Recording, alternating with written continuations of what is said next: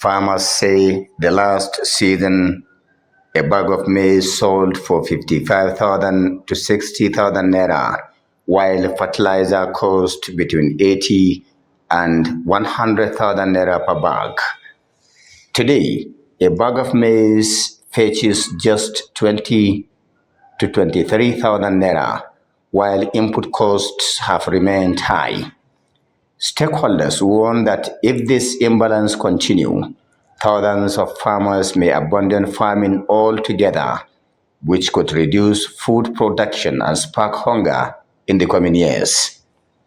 Beyond pricing issues, limited access to interest-free credit facilities is also hampering agricultural growth in northern Nigeria, prompting calls for urgent government intervention. At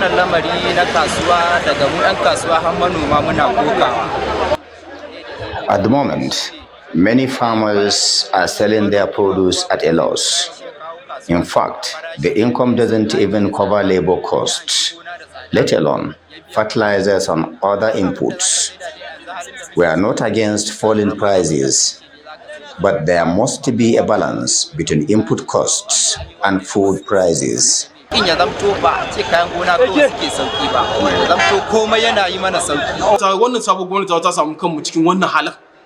gap between what farmers spend on production and the current prices of their produce is very wide.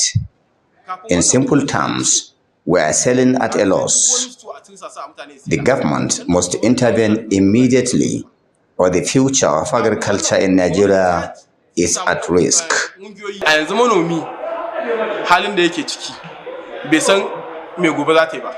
Farmers and other stakeholders accuse the federal government of facilitating the importation of food without corresponding checks on input prices. They describe the situation as a setback for agriculture in Katsina and the wider northern region, urging governors to prioritize the sector's development. This is the moment when government intervention is most needed. State and federal authorities should stock their silos with food items to prepare for rainy days. This would support small-scale farmers and help stabilize input prices, encouraging farming activities next season. Otherwise, only God knows what could happen next year. The reason our problem persists is clear. Last season and this season, companies that usually purchase our produce did not show up. We were told they imported produce from outside, even though we produce more than enough locally. Coupled with rising input costs, this has triggered the current decline.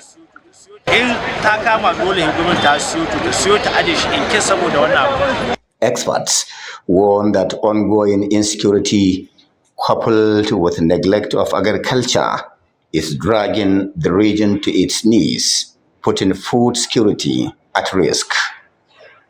They further call on federal and state governments to purchase surplus produce, reduce input costs, and intervene promptly to save the sector from total collapse. With food prices falling and input costs rising, farmers in Katsina fear that without swift action, the future of agriculture in the region and the nation's food security could be in jeopardy. Abdullahi Izumayamadi, Trust Television News, Katsina.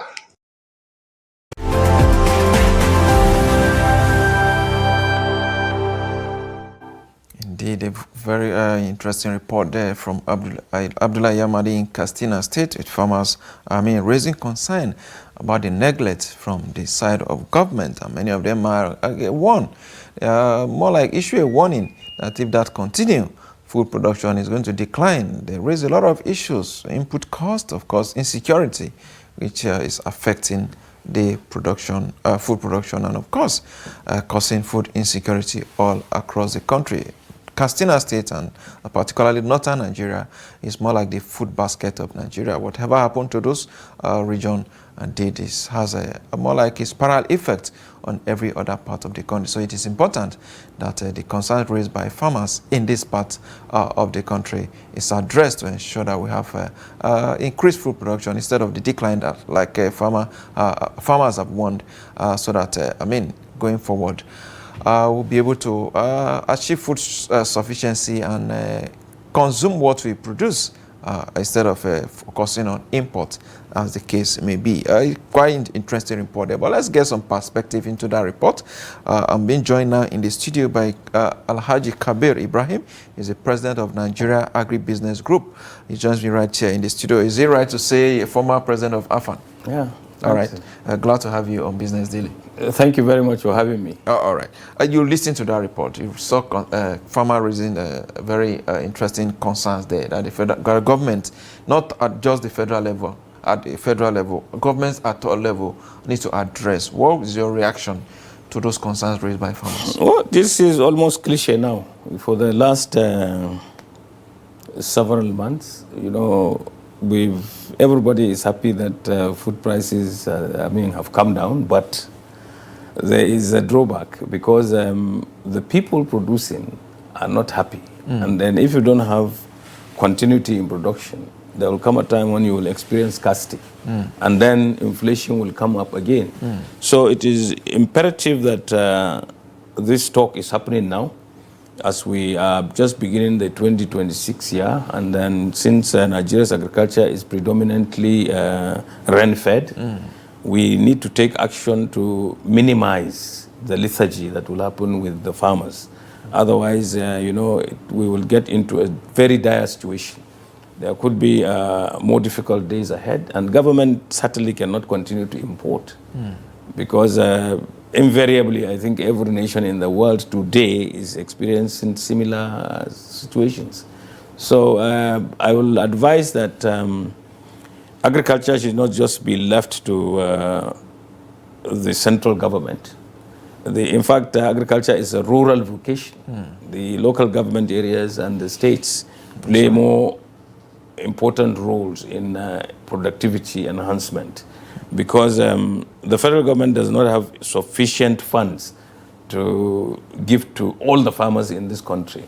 But as we have experienced some increase in the FAC allocations to states and the local governments are now independent, we should begin to see... Independent on paper? Well, I don't know about that, but as far as I'm concerned, some of the local governments, especially where we got the report in Katsina, I know for sure that they are doing more now. Because there was a time when... You're from Katsina, that's your home state? Yes. Some time ago in my local government, we had a crisis at one point where the electricity poles all collapsed. A number of them collapsed along the road, and it was difficult for the local government to put them back because they had no resources. They had to now talk to people around to make contributions to put them back. But now I believe the local government can do that and more. So as far as I'm concerned, there are many inhibitors for scaling up productivity, one of which is insecurity and the lack of access to credit and access to support in terms of subsidies and credit. Inputs. As we have had a state of emergency on food prices, we should also have a state of emergency in terms of the prices of inputs, like fertilizers and things like that. We know we have had the situation in the Buhari era when fertilizers were selling like Coca-Cola at 5,500 across the nation. And I think when COVID-19 came, it even came down to 5,000. We should reenact that period, in terms of making food more available, more affordable to people, so that when you say there is growth, economic growth, everybody should feel it. With the farmer in the village, that as you have seen, and these people are even privileged, the people buying and stocking and to sell off are even better than the farmers who actually produce, because for them, they sell at farm gate prices. and those are not adequate to make them to feed themselves, talk less of going back to the farm the following year. So the situation is you must enhance agribusiness. That is the value proposition that is in agriculture must be enhanced for people to really be able to scale what they do, and then for the population, growing population of Nigeria to really be food sufficient. You have food security and then food sovereignty in the nation. It is absolutely necessary that we all take action, not talk, not rhetoric. We have to take decisive action at all levels of governance to be able to ensure that this happens. Indeed, quite important. You talk about agribusiness, talking about adding value to some of this product. We're going to go there in the course of our conversation, but given the challenges that issues that the farmer have raised, we understand the president declared state of emergency on food security and all of that. But it does appear that a state of emergency was just about government going into the market to import some goods or some food into the country, instead of, giving proper support to farmers. Because I recall under the past government, there was a lot of support, visible support to farmers across the country that are something that are traceable. But are there supports under this government that can actually... You see, the thing is that whatever the federal government support is, it will not be adequate. You see, if you have under the past government, there were one or two persons that can actually trace to that got some access to government facilities, who were doing well in terms of farming and so many other things. But here, so far, I only read on the pages of newspapers that inputs are being given to farmers. I've not been able to identify. Well, you see, get in touch with anyone that has accessed this input. Because you sit here, you are not a farmer. I don't sit here. But what I told you in the beginning, maybe you didn't talk to the real farmers. Some people come to Abuja with their, maybe perhaps the real farmers are not getting the input. Well, let me tell you what is happening in truth. In all of this administration, throughout this period, we have had the NAX AP. The NAX AP is a growth enhancement scheme that is coined Agro Pocket. It is some help from one of our very good ministers who served this country when he was the president of the Africa Development Bank. Yeah.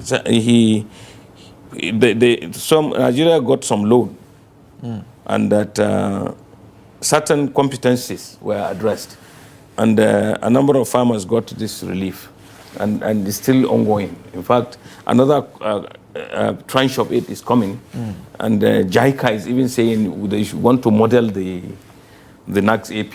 Okay. So this is work in progress. But of course, as I told you, whatever the federal government does is not sufficient. It's not near enough what will happen to Nigeria.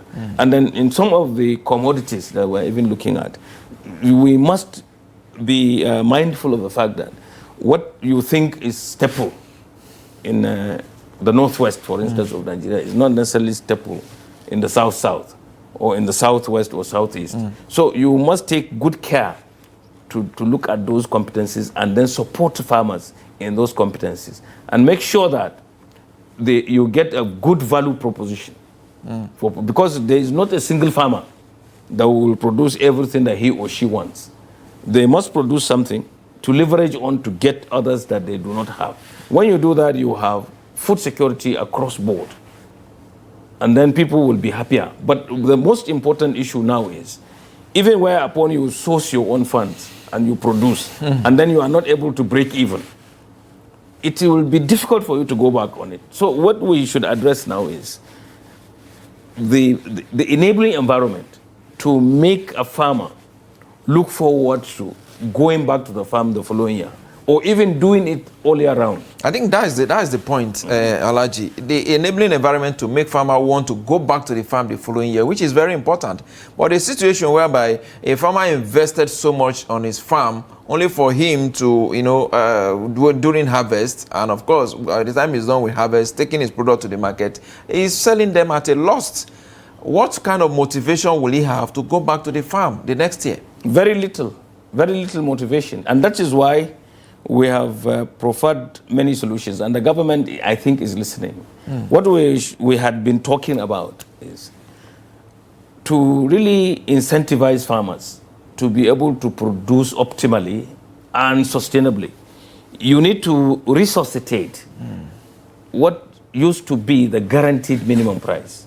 So that if you produce corn, for instance, in Katsina, and you don't, you take what you want to eat, what you sell off to buy other things and to meet other needs brings joy and value to you. Then you will be happy to plant that again and to go back to, and then you will not have these complaints. You understand me? And that is not difficult to do. You see, whatever goes to every Nigerian is what is really impactful. But what goes to just a few will not be impactful. So even when you give direct credit to a certain group of farmers with a certain competence, the others who did not enjoy that will complain. But on a broad level, if you apply it and everything, you know, everybody experiences some form of prosperity, then you have total prosperity. Because when you even talk, somebody, when you criticize, some people will say, no, we enjoyed this. It's different from what you are doing. So if you do that, if you have a good pricing policy that gives people fair price, and then you show up the purchasing power of the naira, our currency, and therefore the purchasing power of you, the individuals, then everybody would be happy. The farmers are complaining because hitherto they were selling at a very high price, and they were basking in that euphoria of, you know, abundance. Then suddenly the government we were convinced that the importation window for zero tariff was going to be for about 180 days, and it involved certain commodities, and they were giving quanta, and this happens everywhere in the world. When there are stresses in the food system, you are allowed to go out and give incentives so that it works. In Nigeria, it happened, but it was late in coming. You see, when there is a lot of distrust on government action, you have this kind of precipitate action. You see, when Mr. President said there would be a zero tariff window for importation, people like me should have been interested in going to import. But we were lethargic because we were afraid that when we bring these things, people like you will not be able to even buy, and we would be left with it. And God forbid, I believe some people even tested this. Even the government is experiencing this, because, you know, when I came across something, a program that was selling 1 ton of wheat at 620,000 and 1 ton of maize at 450,000. Nobody could buy it, because if you go to the market, you would get it for a lot less, and then people didn't have even money to buy that. So even when you targeted the millers, the millers would not readily buy, because when they even add value, they would not even be able to sell. So we were caught between the devil and the deep blue sea. And the situation is still the same. So what we are saying now is resuscitate the guaranteed minimum price. This new intervention that was, you know, the CBN just inaugurated a board, can go a long way, because it would encourage commercial banks to give credit to farmers at a very reasonable rate. Just like what they did in the Ankobra. But now what we are saying is you must be able to do due diligence. Identify the farmers, identify the commodities, regionalize the commodity production of those commodities, and be sure that you give it to the right farmers. Then things might change. You know, this is, you know, preparatory to even election. It is in the larger interest of all the players who have role in this government to be able to do that, because otherwise they will be voted out. So it is in everybody's interest to be sure that the people get some respite. Indeed, very, very important. And I know you have one of those who always advise government. As a matter of fact, you are close to the government in a way. But do you say government should revive guarantee minimum price to avert food crisis? What do you mean when you say that? Well, it's two-pronged. The private sector is actually the engine room of production and productivity. Now, you have people here, I heard, that say they cannot go back to produce food. And our population is exponentially increasing. Today we are like 230 million or so. Approximately. In the next 20 years, we would be 400 million. Unless you institutionalize something, this will be a recurrent decimal. This is 2026. Now, right now, people are complaining. Do you think that if this situation continues, after the first quarter or even this year, do you think the situation will be the same? Then if the rainy season comes and people don't go to the farm to even produce, will you see this to bring? And then can the government continue to import? The examples abound in the world. I will give you the example of Japan. When Japan had money and it was earning a lot of money from technology and all that, it was importing, it didn't care. But of course, you eat food and then the next morning you go to the bathroom and you go for more. Like Oliver Twist, you are always asking for more. The economy cannot thrive on that. So they now thought from outside the box. And now Japan is even giving aid to Nigeria and other places to be able to produce rice, for instance. So you need to do that. In fact, if Nigeria has to be behind an iron curtain, think very well and make sure that it becomes self-sufficient or food sufficient, it will be better for everybody. I mean, I don't see why, for instance, I would take my money and my children and go and stay in the United States where I'm not even wanted. I can put the money here, invest here, grow the economy of this country, and then we will all be happy. Even generations unborn will be happy. This is what happened in China.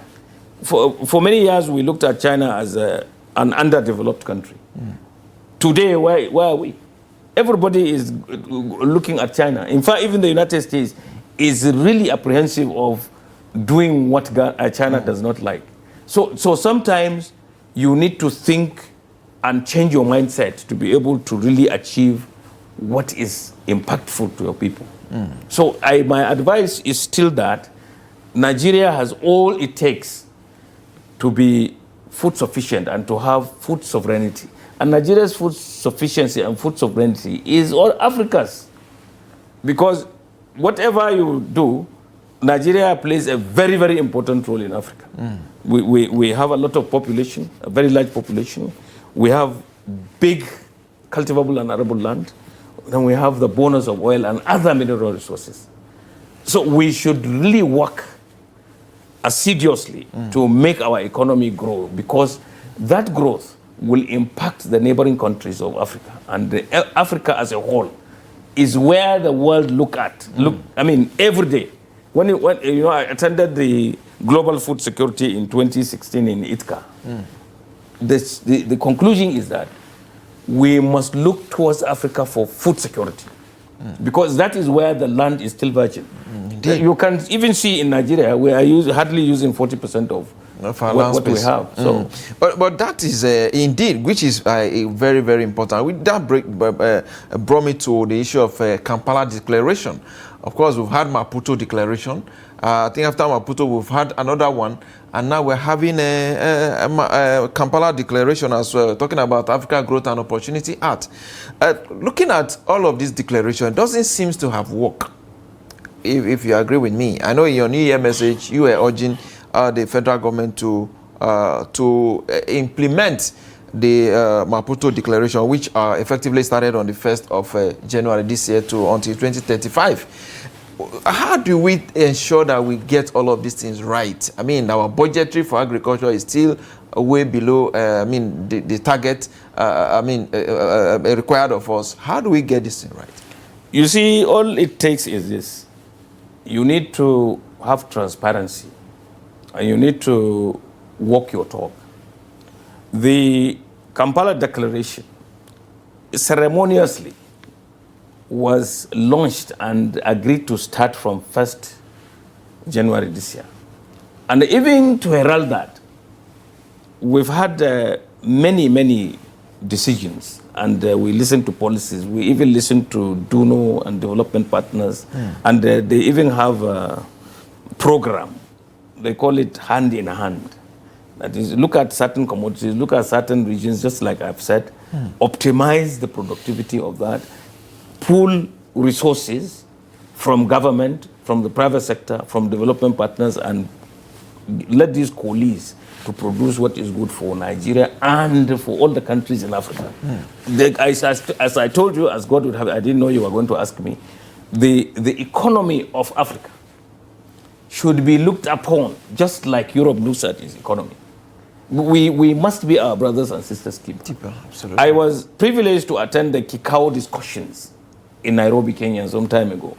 We were talking of food security for a united Africa. If you have food and Nigeria doesn't have food, I live in the border. You see trucks going out informally. People even smuggle certain things both in and out and all that.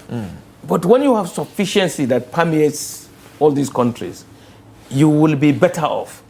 The business or trade or agribusiness will be seamless, just like you have in Europe. You go to so many countries. Look, go to there's I know something, an outfit in the Belgium-Netherlands border. They add value there on milk, for instance. Milk. They add value on milk. They say this is cow milk, but most of it is actually goat milk. But it is processed and sold off all over the world, not only in Europe. And then there is sufficiency in Europe. In Nigeria, we have a deficit in milk. Even the livestock ministry now is trying to address that, because that is a fundamental issue. Even beef, we import beef and all that. So these are things that we must take action on. You know, don't chase shadows. Don't even start going somewhere, you know, like we are going to other places to say we want to go on holiday and all that. No, create the environment to be able to do it here. You spend less money, especially now where your naira is weak and the dollar is very strong against your currency. And then we have many threats. Insecurity. Address it. Let it be your own problem, my own problem, everybody's problem. Let us address it. Talking about creating environment, you were the president of AFAN for quite some time, and you were you know the inner workings of government. You related very well with the government. Why is it so difficult for us to create this enabling environment? Why are we struggling to maintain policies introduced by government? I will give you one Hausa proverb that says, that is, if you have too much peas, you have to put so much oil for it to really be palatable. We had a very stupid concept that the federal government should be the one to do everything for agriculture. The truth is, agriculture does not even take place here in Abuja. Real agriculture is a rural vocation.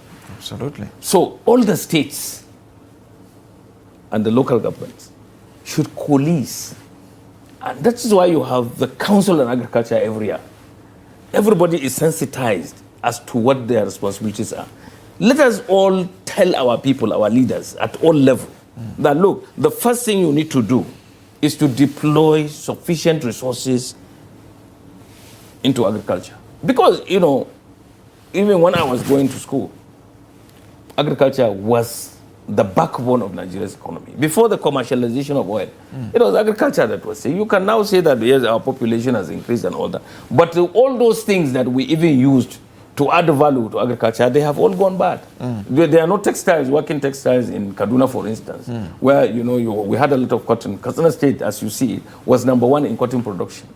Today, even if you produce cotton, how did we lose all those opportunities? Simple corruption.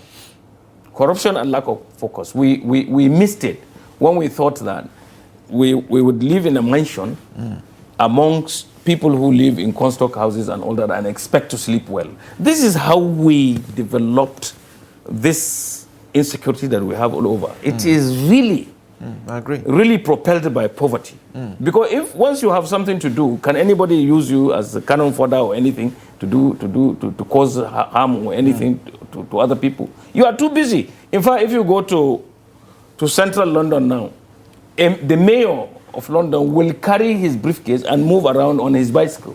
Nobody will follow him and say Rankadedi and all that. In Nigeria, it's different. You have a local government chairman who will talk to you from, you will not even hear what he is saying from there, because people are making him feel that he is a demigod. So, and that's what happens. If you have a governor going with a convoy of 30 cars and all that, and he doesn't even speak to his friends, he doesn't even pick their calls and all that, and all because he has our own resources doing. And then you have in other climes, look at what is happening now in Burkina Faso. Can you see, even if it's exaggerated, a lot of work is happening there because people are forced to allow the government to do the work. And here, what we have is on social media, on critics like me, will always sit down here and abuse government and all that. And then when we get there, we will even do worse. This is the Nigerian situation. You know, a Nigerian should always feel that it is better for his own generation to enjoy life, better opportunities, than you sitting down and telling stories. I sit down and tell stories to my grandchildren and to my children that in our days, before we finished school, they were waiting for us with employment and cars. Exactly. Then how is that helping? How is that helping? You now wonder what happened. So as I'm telling you now, and I'm sure I'm right, a lot of corruption and lack of focus brought us here. Indeed, quite a lot there to chew. But let's take a very quick break. When we come back from that break, we'll look at some of the top 5 agribusiness ideas to look out for in 2026. Don't go away.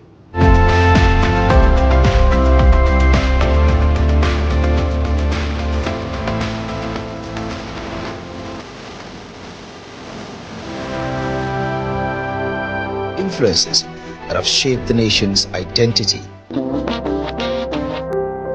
Immerse yourself in the vibrant Nigerian traditions and customs as we showcase the diverse cultural landscape. The early history of human existence can be traced to the heart of northern Nigeria. Here, archaeologists found evidence of a group of people who sculpted clay and developed tools to smelt iron. From lively festivals to time-honored rituals, Trust TV encapsulates the spirit of Nigeria's dynamic heritage. Experience an authentic portrayal of contemporary Nigerian culture that is both engaging and enriching. With over 250 ethnicities, over 500 languages, and a youthful population, Nigeria has a truly diverse demographic advantage. Don't miss out on Trust TV's amazing and impactful storytelling. Trust TV, documenting the Nigerian story.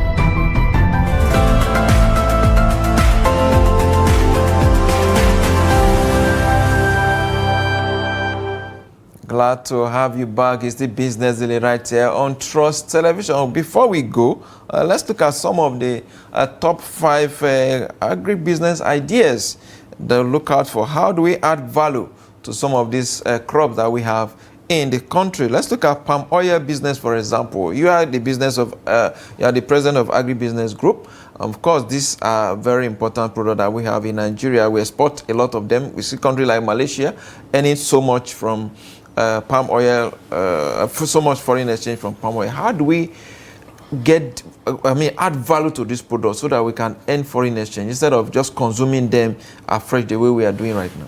No, one thing that I should make very clear, anything you produce, if you sell it in its primary form, you are really enriching the people taking what you are producing and selling it.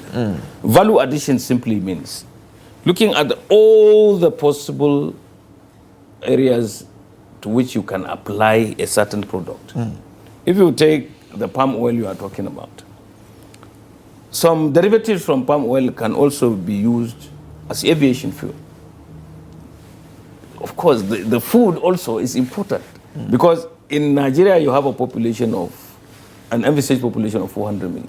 So imagine that you have sufficient quantities to even make all the food, and it's supposed to be healthier than the other oils. Absolutely. And then you need also to get all the institutions to work. Now, it will be foolhardy to encourage anybody to find a processing plant for palm oil, and then you allow the illegal importation of palm oil or any vegetable oil to Nigeria, because it is going to be cheaper than what the person is producing. So invariably, the person closes shop. And this happens you mentioned ginger, before this. How do you say you will sell ginger in its raw form and make money? It's how do you say you will sell cocoa, for instance, in its raw form and make money? No, you must also think out of the box and think even from within the box on what derivatives you can do from ginger. Absolutely. And then get money from those outside merely eating it in this country. Why do you want to take sesame to the Netherlands? They process it and they sell it as their own. I know places where they get a sesame from Nigeria and then they add value to it and then it is their own produce. This is why one has to be careful. Even our oil, you didn't even talk about oil. You are talking of non-oil, exactly. non-oil sector. Even our oil, how do you now? You have the raw oil. And then it goes, all its derivatives are kept there where it's refined for you. You should refine it here and use all the derivatives. Look at what Dangote is doing now. All the derivatives. He's doing urea from some of the derivatives and all that. Absolutely. And that is going to help our agriculture and all that. So you have to look into these things. But then there are very important factors. The enabling environment that we're talking about, the energy sector must work. And it should be readily available. And it should be everywhere. In fact, when you go to some countries, there are no villages where there is no there power. are a lot of drawbacks. In fact, you cannot. How do you add value when your energy sector is very weak? Because if you have to keep some of these things, give them a longer shelf life, you need refrigeration, you need cold chains, you need all that. And you need to be able to get your transport system to work from the place of production to place of use or utilization. Things should go there seamlessly and at a very low price. This is a gamut of things that you must do to get your agri-business sector to work very well efficiently, because there are countries who really derive everything on their economy from agribusiness. They have no oil. They don't even have some of these minerals that you have underground. They add value. That's why they are always clamoring to buy things from here in their raw form and take them to the places. And that brings me back to the question I asked earlier when we were talking about cotton production, cotton farming, and all of that. At a point, we had textile companies in Kano, in Kaduna, in Ibadan, in Lagos, and other places. But as we speak, almost all the fabrics that we use in Nigeria are imported, not even from far away, some from Cote d'Ivoire, some from as close as Ghana and other places here. How do we lose all of these things that we are at a point where we can no longer add value to some of the product that we produce? Well, I have just told you one thing, and then I think you need to interrogate that. It's corruption. Here we were in a situation where, we were importing fabric for women, from China, to the detriment of our own industries. Local industries. So, of course, they couldn't sell. They couldn't even compete with the imported. How do you build an economy in such manner? All you need to do is to have a change of mindset. This is why I said Nigeria should be behind an iron curtain. Look, there was a time here, if you remember, I think even Obasanjo, Murtala, whatever, official vehicles were supposed to be Peugeot. Peugeot was being assembled and manufactured here. Today, nobody controls that. In fact, if I got the chance, I would tell you that whatever fabric you wear, it should be locally made. It should be produced here. Why do you want... Okay, do you know the United States? When you see a very good suit, it is hardly... A casual one that you wear everywhere is hardly $100. It has people, because most of the people will not do this, the work that our laborers do and all that. They outsource this with caveat. You are doing it for us, and it should come at this price, not beyond that. At this quality. So, what you don't have, you do what is called limited protectionism. It's true. All right. Alhaji, before we go, let's look at your projection for agriculture in 2026. Of course, the year is already on. You started. Let's look at, tell us about your projection for the sector, food security outlook, policy and investment environment. What are your projections? I think I see a lot of light at the end of the tunnel, provided that we become more transparent. I hope we'll not remove the tunnels at the end of the day. Well, I don't know about that, but as a Nigerian and as somebody who has seen a lot of things here, it is absolutely necessary now for us to have food sufficiency to be able to even govern, because it will be more difficult to govern a very hungry. What should be the key focus areas for government in 2026? For me, I think you must get rid of insecurity in all its ramifications. You must also create the avenue for us to be able to produce all year round. We must be able to mechanize, remove or minimize human power and replace it with machine power for optimum productivity. And you must also look at the markets. People should have good markets for what they produce, for them to be able to do business. Because why should you be poor when you are producing food? No, you shouldn't be poor. In fact, the richest people in the world are supposed to be people who produce food. Because it's food that everybody eats, and you eat it every day. It's not as if you will eat today and then 1 week you don't eat. You know, I'm a poultry farmer. If you don't feed your chicken that lays egg, it will not lay egg the next day. Absolutely. Therefore, it will be a burden for you. Even if you raise chicken for meat, if you don't give it adequate and nutritious feed, you will not have the weight gain that you require to be able to go to the market and sell it. So also, you will not be able to think very well and to interview me now, to ask me the right questions if you are hungry.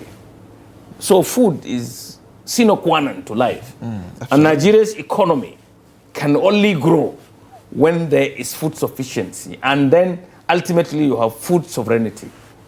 Indeed, which is very, very important. Alhaji Kabir Ibrahim, President, Nigeria Agribusiness Group, former President of All Farmers Association of Nigeria. We appreciate your time. Thank you very much for having me. Thank you. Thank you so much. I appreciate it. Thank you. With that, is a wrap on the show today. We'll be back here again tomorrow. I am Yusuf Akobo.